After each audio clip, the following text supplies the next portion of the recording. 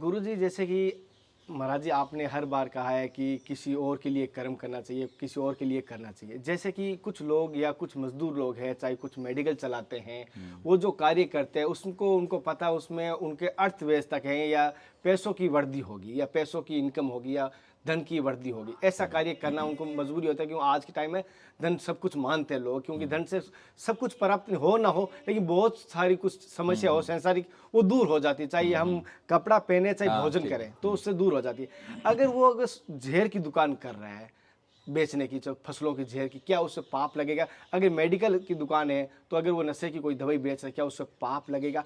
अगर कोई शराब की दुकान है उसके, अगर उससे घर परिवार चला रहा है, तो अगर वो शराब बेच रहा है उसको पाप लगेगा? तो उसका कर्म है और उससे उसको पता है दूसरों का अहित हो रहा है, लेकिन अपने परिवार के हित के लिए अगर उसको कर्म करना पड़ रहा है, तो उससे क्या कुछ दान देने से या गाय को रोटी देने से वो पाप धुप जाएगा? क्या करना पड़ेगा? देखो, जो आप प्रश्न किए, अगर शराब दुकान किसने किया है, हाँ अपने परिवार के हित के लिए वो दूसरे के परिवार का अहित कर रहा है, हाँ कहीं वो अकेले नरक में नहीं जाएगा, परिवार को लेकर नरक में जाएगा।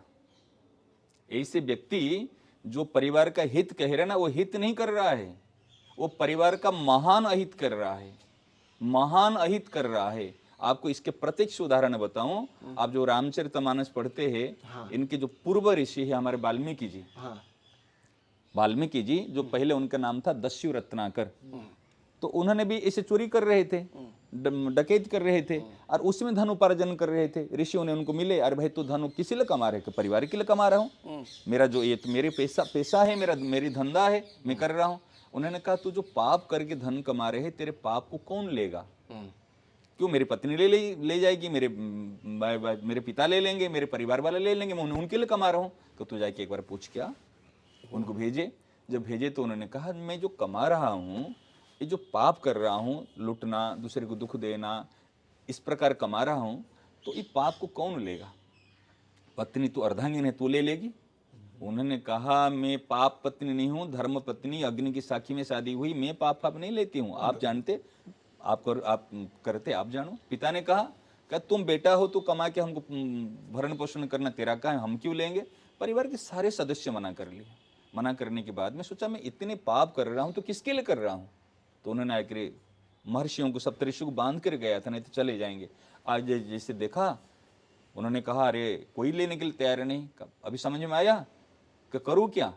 कि राम राम कर, कि राम राम भी उच्चारण नहीं हो तो मराम मराम मराम, उल्टा उल्टा। फिर राम राम में लगे, भजन में लग गए, मरा करके फिर भजन में लगे, फिर वाल्मीकि बने, वाल्मीकि भगवान बने, ऋषि बने, जिन्होंने रामायण की रचना की। अब सोचो, अगर पाप का फल वो ले जाते, परिवार वाले ले जाते, तो कैसे ले जाएंगे पाप का फल? क्या दुनिया के में काम नहीं है और कुछ? क्या सब भूखे मर जाएंगे? अच्छा, शराब पीने वाला व्यक्ति को क्या आप अच्छा समझते हो? नहीं समझते। नहीं समझते।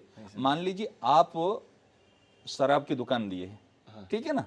अगर आपका भाई शराब पी के घर में आएगा, आपको अच्छा लगेगा? क्यों? तो आप बेचते हो ना। अच्छा, जो आप शराब की दुकान दिए है, तब जब खुद शराब पी के घर पे आओगे तो आपकी पत्नी को अच्छा लगेगा? क्यों नहीं अच्छा लगेगा? माँ को अच्छा लगेगा? किसी को नहीं। कोई माँ और पत्नी कभी नहीं चाहेंगे मेरे पति शराब पी के आए। जब आपकी खुद की माँ और पत्नी ये नहीं चाहते शराब पी के आए, और जो व्यक्ति शराब पी कर उनके घर में जाएगा, क्या उनके माँ और पत्नी को अच्छा लगेगा? जब उनकी माँ पत्नी को अच्छा नहीं लग रहा है, तो उनकी बददुआ किसके पर आएगी? उसके ऊपर आएगी। किसके पर आएगी?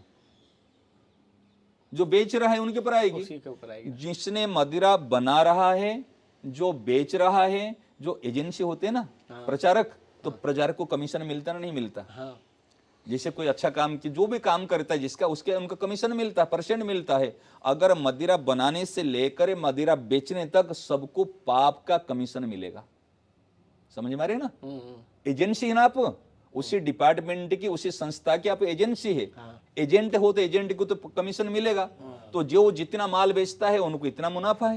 यही है, तुम जितने पाप का प्रचार कर रहे हो, जितने दूसरे परिवार को दुख दे रहे, क्यों? शराब पीने वाला परिवार नष्ट और भ्रष्ट हो जाता है, इनके कलियुग का निवास होता है, महान दुख होता है, पतन हो जाता है। इसलिए शराब बेचने वाले की अन्न कभी मत खाना, बुद्धि भ्रष्ट हो जाएगी। हमारे आया है शास्त्रों में, जो शराब बेचता है, जो कई व्यक्तियों का अन्न को, जो बेश्या है, जो शराबी है, जो माने परनिंदक है, उनके घर का अन्न नहीं लेना चाहिए, बुद्धि भ्रष्ट हो जाती है। राजाओं का अन्न भी नहीं लेना चाहिए, बड़े बड़े धनी सेठों का भी अन्न नहीं लेना चाहिए, जो झूठ कपट बेईमानी पूर्वक कमाते हैं, और इससे बुद्धि भ्रष्ट हो जाएगी। हम संतों को देखेंगे, जो बड़े बड़े त्यागी संत है ना, वो राजा महाराजा और बड़े बड़े से दूर रहते थे, आने नहीं देते थे कुटिया में, मधुकरी ले केवल मधुकर अन्न से वो करते थे। एक बार कोई संत भजन कर रहे थे, हमें ब्रज भक्त में आया है, एक राजा आ गए उनसे मिलने के लिए। तो राजा जब मिलने के लिए आगे कुटिया में आके बैठे ही, राजा मधुकर संत मधुकर करने के लिए गए थे। जब आए पहुंचे, अरे ग्रामवासियों आ जाओ, मेरी कुटिया में आग लग गई है, आ जाओ। बाबा को क्या हो, कुटिया में आग लग गई? जब सब लोग दौड़े वहां से देखा तो यहाँ पर वो राजा बैठा है। अरे क्या है? कहीं आग लग गई हो, जब तक नहीं जाएगा ना मैं वहां नहीं जाऊंगा। और कहाँ राजा कहाँ संत को कोई डर नहीं है, क्यों कोई मतलब नहीं। जिससे को कछु नहीं चाहिए सो सान पतिसा, जिनको जीवन में कुछ नहीं चाहिए ये है राजा, ये है महाराजा। महाराज किसको कहते? कि जिसको जीवन में कुछ चाहिए नहीं, वो तो है महाराज है ना, राजा के ऊपर राजा महाराज, इसलिए महाराज। संत को महाराज कहते ना, क्यों कहते? और उनको राजा कहते। महाराज क्यों होता है? जिसको कछु नहीं चाहिए सो महाराजा है। तो क्या आग लगी, फिर वो गए, जाने के बाद फिर कुटिया में गए। तो कहने का तात्पर्य, अन्याय उपाय से कभी धन कमाना नहीं चाहिए। जो शराबी काम जो करते हैं ना, शराब दुकान एजेंसी लेने, इनको महान पाप लगता, महान, और ठेठ नरक में जाएगा। कितने परिवार दुखी हो जाते हैं, कितने परिवार आज अशांत हो जाते, होता ना नहीं। अगर खुद शराब बेच रहे, आपके जितने रिश्तेदार है सबको शराब बांटो, कहीं सब देखो मेरे दुकान है ना, तो सब लोग सब पिएंगे, क्या अच्छा मानेंगे? तो आप क्यों बेच रहे हो दूसरे को? कहेंगे लोग ले रहे इसलिए बेच रहे। आप कहोगे हम थोड़ी बेचने, घर पे थोड़ी जा रहे, दूसरा बेचेगा, दूसरा बेच। मैं कहता दूसरा बेच रहा तो पाप का भागीदार वो बनेगा। तुम क्यों पाप कमा रहे हो? तुम क्यों एजेंट बने हैं उसका? क्या कमाने के लिए और दुनिया में और कुछ नहीं है क्या? और सारे बिजनेस पूरा हो गया? सोचो ना, मांस मछली अंडे तामसी चीज दूसरे को स्वास्थ्य नुकसान है, नरक में जाएगा, उस चीज को तुम क्यों एजेंट बन रहे हो? अगर उसका कोई हिस्सा दान करे तो कोई फर्क नहीं पड़ेगा? बिल्कुल नहीं पड़ेगा, बिल्कुल नहीं पड़ेगा। कोई दान का मतलब कोई मतलब नहीं, और पाप लगेगा, क्योंकि उसी करने में दूसरे की बुद्धि भ्रष्ट हो गया है ना, दूसरे के वो और पाप लगेगा। अच्छा, एक व्यक्ति था यहाँ पे सुदामा कुटी में, एक बार एक ऐसे याटाची में भर के 1 करोड़ रुपया लेके आया था। कहे महाराज जी ये आपको सेवा में, संत सेवा में लगा देना। तो उन्होंने महाराज जी ने पूछे, पूज्य श्री सुदामदास जी महाराज जी थे, कहे ये जो लाए है 1 करोड़ रुपया, एक कमाई कौन सी कमाई के? कहा महाराज मेरा बेटा को एजेंसी मिल गया ना, शराब की दुकान है उनकी, शराब की दुकान है, इसको ले जाइए आप, ये हमारे यहाँ काम की नहीं। क्यों? क्या सब कुछ छोड़ छाड़ के संत लोग भजन करने के लिए आए, जितने भजन कर रहे हैं उनकी बुद्धि भ्रष्ट हो जाएगी। समझ रहे ना, ये धन काम की नहीं। और कई सेठ साहूकार होते हैं, ये केवल पुण्य कमाने के लिए, परिवार के हित के लिए। यहां तक हमको बात सुनने में आई है, एक अपने पूर्वज पिता के कल्याण के लिए किसी ने कहा, उनका कैसे, उन्होंने आत्महत्या कर लिया था उनके पिताजी, अकाल मृत्यु। आत्महत्या क्या करेंगे? क्या भागवत कराओ और इनके लिए भंडारा करा दो संतों के वहां।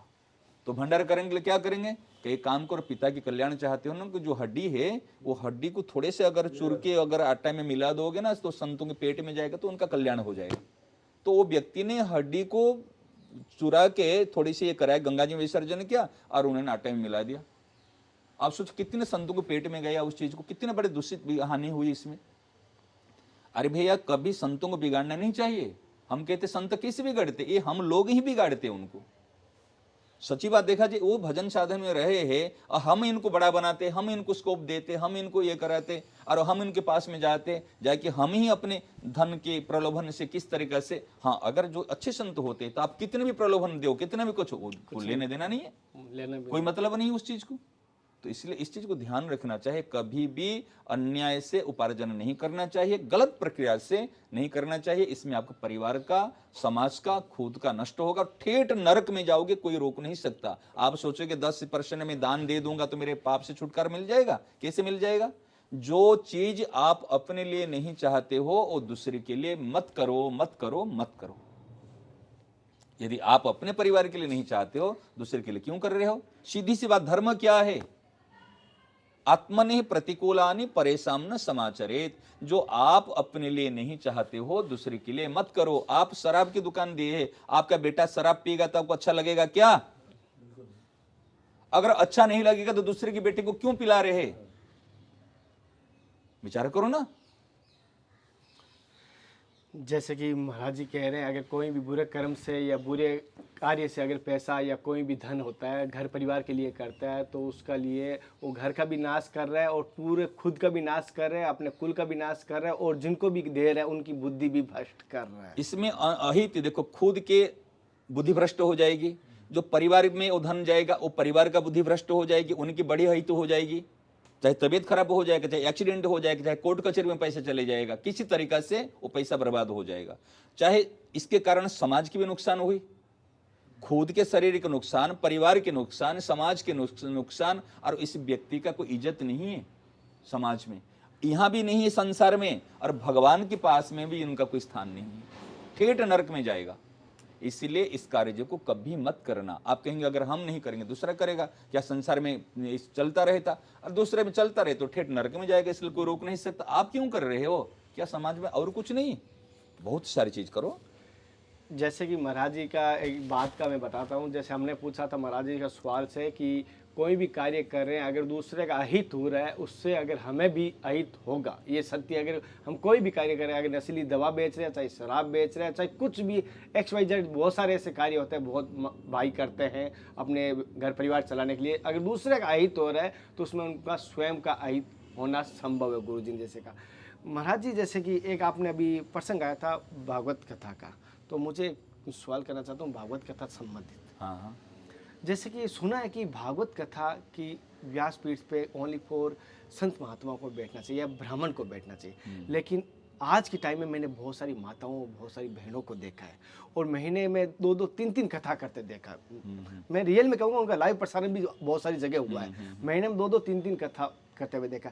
क्या आपके माध्यम से या ग्रंथों में कहीं लिखा हुआ है या आपने कहीं देखा है कि व्यासपीठ से माताएं भगवत कथा का प्रवचन दे सकती है? ऐसे तो शास्त्रीय नियम अनुसार ये अनुचित है, विधान के अनुसार, क्योंकि माताओं की एक समस्या है मासिक धर्म का। जब जो वो धर्म होता है मासिक धर्म में, तो फिर व्यासासन पर बैठने की तो कोई उचित नहीं। इसे रसोई के लिए भी मना है, किचन में जाना मना है, किसको छूना मना है, इस पवित्रता दृष्टिकोण से वो मना किया जाता है। और इस प्रकार उन्होंने व्यासासन पर, व्यास गद्दी पर बैठे के इसको शास्त्रीय माने परंपरा से निषेध माना गया है। परंतु वर्तमान समय में लोग कर रहे हैं। यदि कोई कहता है, वो उदाहरण देते हैं क्या कि देखो लक्ष्मी जी भी कथा सुनाती थी। सत्य है, देखा देखा जाए लक्ष्मी जी, अभी भागवत में भी बात आई है, पहले 1 मास की कथा तो विष्णु भगवान लक्ष्मी जी को सुनाते हैं, और बक्त्री बनती है कौन? लक्ष्मी जी। वो 2 मास में कथा कहती है, भागवत की कथा वो कहती है। शंकर भगवान सुनाते पार्वती जी को, पार्वती सुनाते शंकर भगवान को। ये परंपरा आई है। लेकिन व्यासासन पर बैठे के दूसरे को सुनाना, कथा के सब अधिकारी है। चाहे स्त्री हो, चाहे वैश्य हो, शूद्र हो, कोई भी हो, सब कथा जैसे हम बैठे ऐसे हम चर्चा करें।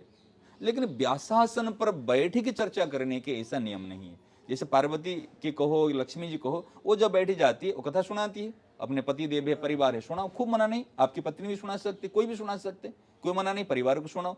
परंतु व्यास गद्दी पर जो होते हैं ना, वहां पर बैठे की सुनाने की इससे निषेध है। मारवाड़ी एक साहूकार है, उन्होंने ये सवाल किया था, मैं नाम तो नहीं लूंगा। उन्होंने कहा अगर उसको हम कथा करवाते हैं या करवाई है या करवाना चाहते हैं, तो क्या हमें करवानी चाहिए या नहीं करवानी चाहिए? क्या उनको आप अगर करवाना चाहते हो तो व्यास गद्दी मत दे के अगर आप इस प्रकार करो, भाई अपनी चर्चा करो, अच्छा, कोई दोष नहीं लगेगा। व्यास के हाँ, और इसमें जो माता बहन कर रही है, अगर उस शुद्धता को अगर ध्यान रखे, भाई चलो मैं अगर कथा कर, भगवान की लीला कथा गाने के लिए किसी को मना नहीं, अच्छा, वास्तव में। लेकिन जो परंपरा है, शास्त्रीय मर्यादा है, इस मर्यादा को पालन करके यदि करेंगे उसमें लाभ होगा। अच्छा, इस चीज को ध्यान रखना आवश्यक है। तस्मात् शास्त्रम प्रमाणमते। अगर शास्त्र में मना है, भाई हमको इस गद्दी पर, एक होती गद्दी, उसी गद्दी का एक मर्यादा होती है। आप मान लीजिए एक प्राइम मिनिस्टर है, तो प्राइम मिनिस्टर की कुर्सी होती है और उनकी माँ है, उनके बेटे हैं, लेकिन माँ को वो प्राइम मिनिस्टर सम्मान करता है, पिता को सम्मान करता है। सम्मान करने का अर्थ नहीं कि उनके पिता सोचेंगे मैं भी जाके प्राइम मिनिस्टर की कुर्सी में बैठ जाऊं। क्या हो सकता है? उन्होंने बगल में कोई उनको कुर्सी दे सकते हैं, सम्मान ऊंचा आसन, क्यों वो कुर्सी उनको नहीं मिलेगी, जो बनेगा उनको। तो व्यास गद्दी में सबका अधिकार नहीं होता, जो वास्तव में उसी गद्दी के अधिकारी होते। परंतु आजकल तो अलग प्रकार की प्रक्रिया है। हम किसकी निंदा चर्चा नहीं करना, हमारा ये काम नहीं है निंदा चर्चा करने का, समालोचना करने का। हम बता रहे हैं भाई ये शास्त्रीय बात है, जो मानेगा उनके लिए ठीक है, जो नहीं मानेगा उनके लिए क्या कर सकते हो आप। तो आपको क्या करना है, देखो वो कर रही है जो माने बख्तरी कर रहे हैं, हम करा रहे तो कर रहे हैं, समझ रहे ना। वो तो ऐसे एक जबरदस्त तो नहीं आ जाएंगे भाई मैं कथा करूंगी आपके वहां बैठे के। जब हम करा रहे हो तो कर रहे हैं, तो करने वाले की अपेक्षा जो करा रहे उनको सावधान होने की बात है। आप ऐसे घर पे बुलाओ, ऐसे चर्चा कराओ, मना नहीं, लेकिन व्यास गद्दी पर बैठने से उनका एक नियम और शास्त्रीय परंपरा को मानने की आवश्यकता है। जैसे महाराज जिनका शास्त्रों के अनुसार, लेकिन कोई निंदा नहीं कर रहे हैं, ना निंदा करने का हमें बोला गया है, ना आदेश है। तो अगर माताएं कर रही है तो हमें माता तुल्य उनको मैं प्रणाम करता हूँ, उनके आत्मा सु परमात्मा बसे हुए उनके लिए प्रणाम करता हूँ। मेरी बात का कोई आपको दिल को चोट पहुँचाना नहीं है, लेकिन कुछ सवाल ऐसे यजमानों के आए थे तो मैंने वो करने की कोशिश की। कुछ माताओं को पिछली बार आए थे तो मैं उनको कहूँगा, वो मैं आपके तरफ नहीं लिया ना आपका नाम ले रहा हूँ लाइव। आप अकेले नहीं, बहुत सारे करते हैं, बहुत सारी माताएं, आप अकेली माता नहीं, आप अपने ऊपर मत लेना, क्योंकि आप अगर एक अंगुली समझ लो मेरी तरफ कर रहे हो, 3 अंगुली आपकी तरफ आ जाती है, तो वो अपने आप में देख लेना।